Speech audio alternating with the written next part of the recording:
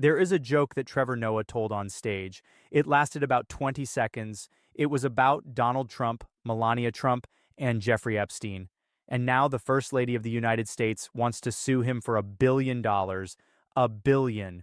Not a million, not 10 million, a billion. That number is not an accident. That number is a weapon. And if you understand how lawsuits like this actually work, you'll realize something disturbing. The lawsuit itself doesn't matter. The threat is the point. Pay attention to this next part because what's happening to Trevor Noah is part of a much larger legal strategy designed to silence anyone who asks questions about Melania Trump's connection to Jeffrey Epstein. And it may be about to backfire in a way the White House did not anticipate. Let me lay this out for you the way a federal prosecutor would. On January 11th, 2025, Trevor Noah performed at the Beacon Theater in New York City. During his set, he made a joke. The joke referenced the widely circulated photograph from the year 2000 showing Donald Trump, Melania Trump, then Melania Knauss, Jeffrey Epstein, and Ghislaine Maxwell together at Mar-a-Lago. The photograph is real. It was released by the Department of Justice as part of the Epstein Files Transparency Act disclosures. It is a matter of public record. Noah's joke, according to multiple audience members who were present, went something like this. You know how Trump says he barely knew Epstein? Well, Melania knew him pretty well. In fact, some people say that's how they met. The audience laughed. The show continued. Noah moved on to other topics, but that 20-second joke triggered a legal response from the East Wing of the White House that tells you everything you need to know about what Melania Trump is actually afraid of. Within days, Melania Trump's personal attorney, Alejandro Breto, sent a cease and desist letter to Trevor Noah, to his representatives, to Comedy Central, even though Noah no longer works there, and to his current production company. The letter threatened a defamation lawsuit seeking $1 billion in damages. It demanded an immediate public apology. It demanded a full retraction. And it demanded that Noah never reference Melania Trump in connection with Jeffrey Epstein again. Ever. Now, here's what makes this legally significant. Trevor Noah is not a journalist reporting new information. He is a comedian making a joke based on publicly available information. The photograph exists. The connection between Melania Trump and Jeffrey Epstein is documented in released government files. The joke Noah told did not accuse Melania Trump of a crime. It did not claim she participated in Epstein's trafficking operation. It simply referenced a publicly known association and made a satirical comment about it. That is protected speech under the First Amendment, period. But from a legal strategy perspective, this lawsuit threat is not designed to win in court. It is designed to do something much more effective, make comedians, journalists, and commentators afraid to talk about Melania Trump and Epstein at all. This is what's called a slap suit, a strategic lawsuit against public participation, and it is one of the most powerful tools available to wealthy, powerful people who want to control the narrative, not by winning legal arguments, but by making the cost of defending yourself so astronomically high that most people simply decide it's not worth it. Think about what it would cost Trevor Noah to defend himself in a billion-dollar defamation lawsuit. Even if he wins, which he almost certainly would because his joke is clearly protected speech, he would spend years in litigation. He would spend millions of dollars on legal fees. He would spend countless hours in depositions, court filings, and discovery battles, and that is exactly the point. The threat is designed to make him, and everyone watching, think twice before making another joke. But here's where the legal strategy may backfire. Trevor Noah has not backed down, and more importantly, his legal team has options that Melania Trump's attorneys may not have fully considered. Let me explain. In New York, where Noah performed the joke, there is a law specifically designed to protect people from slap suits. It's called New York's Anti-SLAPP Statute, Civil Rights Law Sections 76A and 70A. It allows a defendant in a case like this to file what's called an anti-SLAPP motion, which basically says, this lawsuit is an abuse of the legal system designed to silence my constitutionally protected speech, and the court should throw it out immediately. If Noah's legal team files an anti-SLAPP motion and wins, which given the facts here is highly likely, two things happen. First, the lawsuit gets dismissed before it ever goes to trial. Second, Melania Trump would be required to pay Noah's legal fees all of them. That means instead of silencing Noah, Melania Trump could end up funding his legal defense and handing him a public relations victory that amplifies the very story she's trying to suppress. But it gets even more interesting. Under New York law, if Noah files an anti-SLAPP motion, he can also engage in limited discovery before the motion is decided. That means he can subpoena documents, he can request communications, he can potentially depose witnesses, and that opens the door to exactly the kind of sworn testimony that Melania Trump's legal team has been working so hard to avoid. Now, let's zoom out for a second, because Trevor Noah is not the only person Melania Trump is threatening. This is part of a coordinated legal campaign.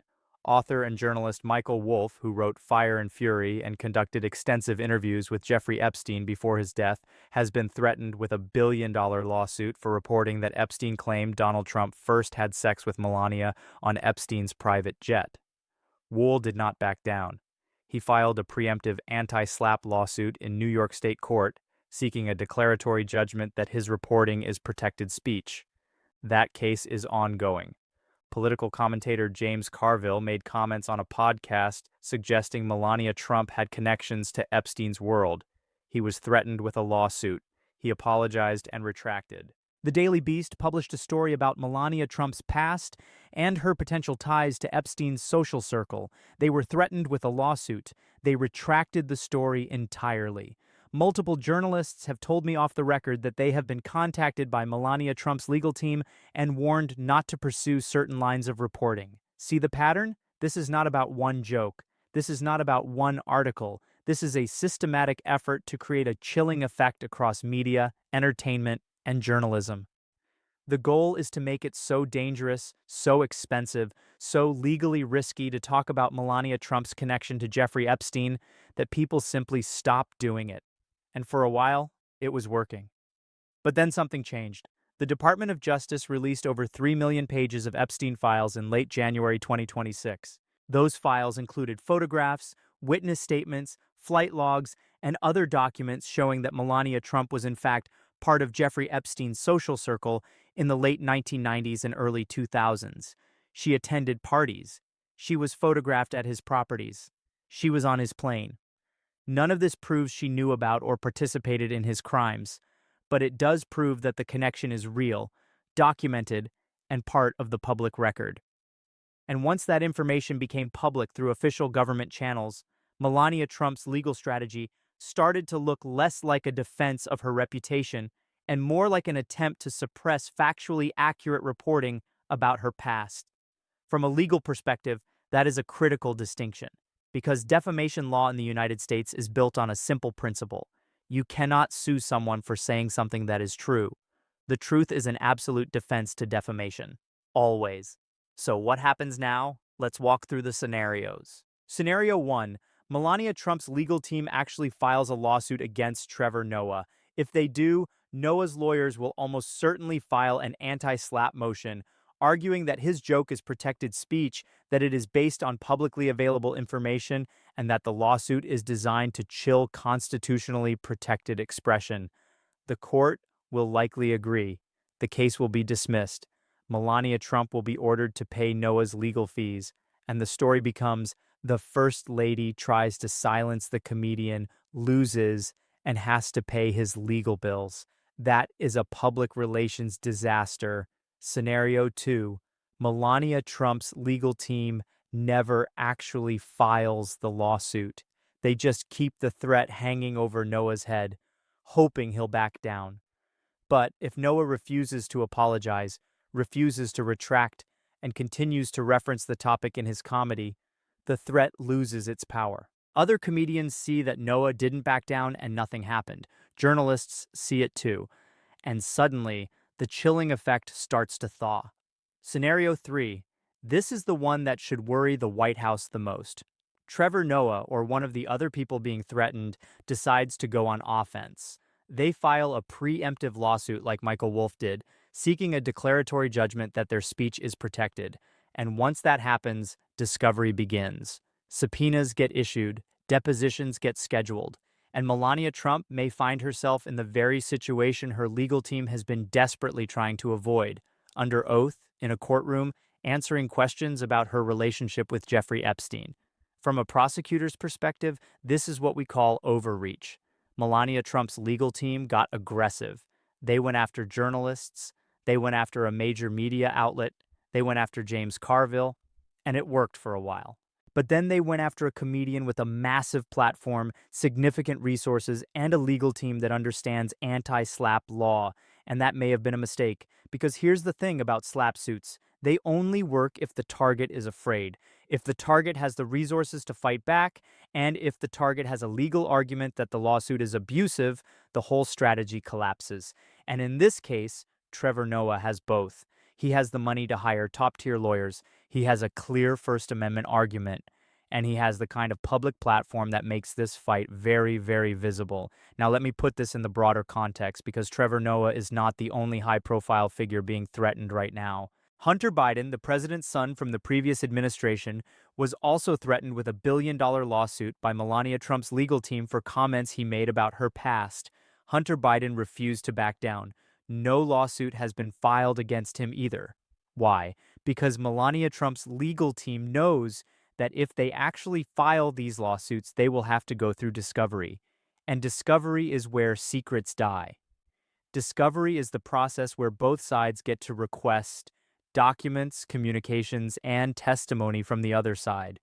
If Melania Trump sues Trevor Noah, Noah's lawyers get to ask her questions under oath. They get to request documents related to her time in New York in the late 1990s. They get to ask about her relationship with Ghislaine Maxwell. They get to ask about the parties she attended. They get to ask about the photograph. And all of that happens in a public courtroom on the record with transcripts that anyone can access. That is why these lawsuits never get filed. The threat is the point. Filing the lawsuit opens the door to exactly the kind of scrutiny that the First Lady's legal team is trying to prevent. So they send the threatening letters, they demand apologies, they demand retractions, and they count on people being too afraid, too expensive, or too exhausted to fight back. But Trevor Noah is not James Carville. He's not a small media outlet. He's one of the most successful comedians in the world. He has a massive audience, he has significant resources, and he has a legal argument that is rock solid. His joke was based on publicly available information. It was clearly satire, and it is protected by the First Amendment. Any judge who looks at this case will see that immediately. So, here's what I think happens next. Melania Trump's legal team will continue to threaten Trevor Noah, hoping he backs down. But if he doesn't, they have a choice. File the lawsuit and risk a very public legal loss, or let the threat expire and accept that their intimidation strategy has limits. Either way, the legal war Melania Trump is waging against journalists, commentators, and now comedians is starting to show cracks, because the more people she threatens, the more people start asking, what is she so afraid of? If the connection to Epstein is as innocent as her team claims, why threaten a billion-dollar lawsuit over a 20-second joke? If the public record documents are inaccurate or misleading, why not release additional information to clarify? Why hire one of the largest law firms in the world to fight a comedian? The answer from a prosecutor's perspective is simple. People who have nothing to hide don't usually threaten billion-dollar lawsuits to stop people from talking.